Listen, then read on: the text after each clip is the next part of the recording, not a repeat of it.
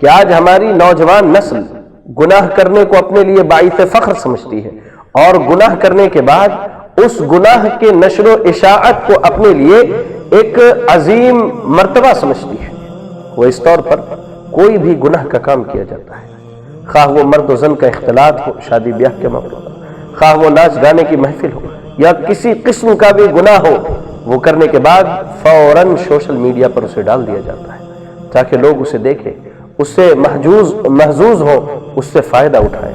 اللہ اکبر! اللہ رب العالمین کو یہ چیز سخت ناپسند ہے۔ اللہ رب العالمین ایسے اشخاص سے بہت نفرت کرتا ہے جو گناہوں کو کرنے کے بعد اس کو ظاہر کرتے ہیں، لوگوں کے درمیان اعلان کرتے ہیں تاکہ عوام الناس میں فحاشی اور برائی رائج ہو جائے۔ آپ قرآن مجید کی تلاوت کریں، سورہ نور پڑھیں، آیت نمبر 19 میں اللہ رب العالمین نے کہا ان الذين يحبون ان تشيع الفاحشة في الذين آمنوا لهم عذاب أليم في الدنيا والآخرة۔ جو لوگ یہ چاہتے ہیں، جنہیں یہ بات پسند ہے کہ اہل ایمان کے درمیان فحش، برائی، بدکاری عام ہو جائے، ایسے لوگوں کے لیے دنیا میں بھی اور آخرت میں بھی اللہ نے دردناک عذاب تیار کر کے رکھا ہے۔ اللہ اکبر! نوجوانوں کے لیے یہ آیت کریمہ بہت عظیم نصیحت ہے، جو آج برائی کرنے کے بعد سوشل میڈیا کے سہارے پوری دنیا میں اپنے برائی کو عام کرتے ہیں، فحاشی کو، عریانیت کو عام کرتے ہیں، جبکہ علن اعلان گناہ کرنا یہ ایک کبیرہ گناہ ہے، اور اگر انسان بلا توبہ کے مر جائے العیاذ باللہ، اللہ کی پکڑ سے اسے کوئی بچانے والا نہیں۔ اللہ کے رسول صلی اللہ علیہ وسلم کی بڑی معروف و مشہور حدیث ہے، جس حدیث کو امام بخاری اور امام مسلم نے اپنی صحیح کے اندر نقل کیا۔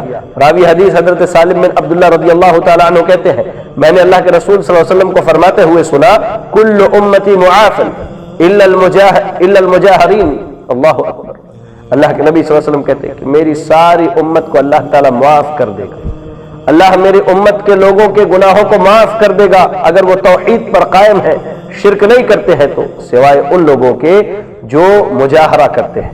آپ صلی اللہ علیہ وسلم آگے کہتے ہیں وَإِنَّ مِنَ الْمُجَاهَرَةِ أَن يَعْمَلَ الرَّجُلُ بِاللَّيْلِ عَمَلًا ثُمَّ يُصْبِحُ وَقَدْ سَتَرَهُ اللَّهُ عَلَيْهِ۔ ایک آدمی رات کی تاریکی میں، رات کی تنہائی میں، رات کے اکیلے پن میں برائی کرتا ہے، گناہ کرتا ہے، حالانکہ جب وہ صبح کرتا ہے تو اللہ تعالیٰ نے اس کے گناہ پر پردہ ڈال دیا، اللہ نے اس کے گناہ پر پردہ ڈال دیا، لیکن یہ خود اللہ کے ڈالے ہوئے پردے کو چاک کرتا ہے۔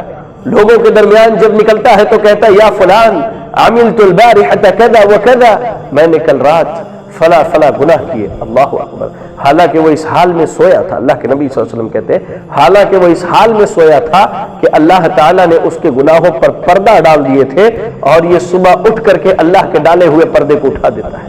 اللہ اکبر! ایسے اشخاص کو اللہ رب العالمین ہرگز معاف کرنے والا نہیں ہے۔ جو لوگ گناہ کرنے کے بعد گناہوں کا اعلان کرتے ہیں، گناہوں کی نشر و اشاعت کرتے ہیں، اور اللہ رب العالمین ان کے گناہوں پر پردہ ڈال چکا ہے۔